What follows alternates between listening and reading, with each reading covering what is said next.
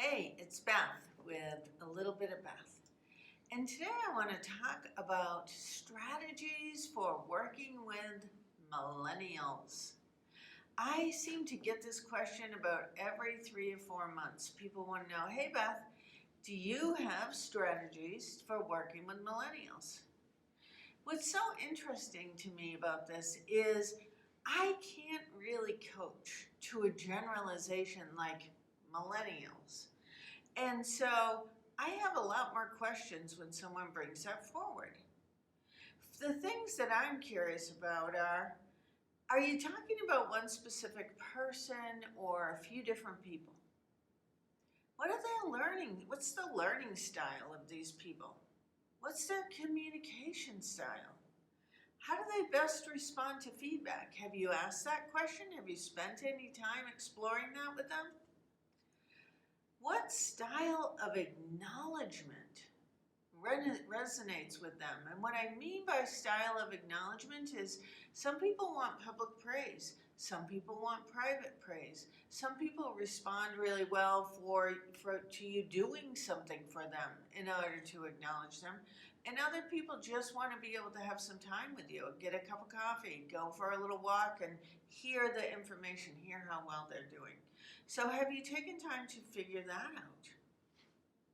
What assumptions are you holding about this person based on the fact that you put them in the millennial category that you have not gotten clarification on, you haven't checked in around?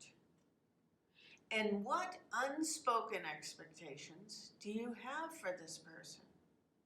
Frequently, when I work with people who are struggling with working with millennials or any group of people that they put in a category, what I find is their expectation is that people should want the exact same things they want. They should have the exact same goals.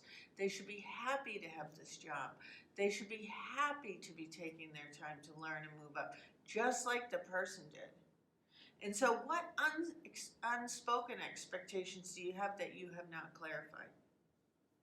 It's true, millennials now make up about 35% of the workforce. They're everywhere. And yes, absolutely, they grew up with unique expectations, social circumstances that are different from many of us, and events and even parenting role models. This is absolutely true.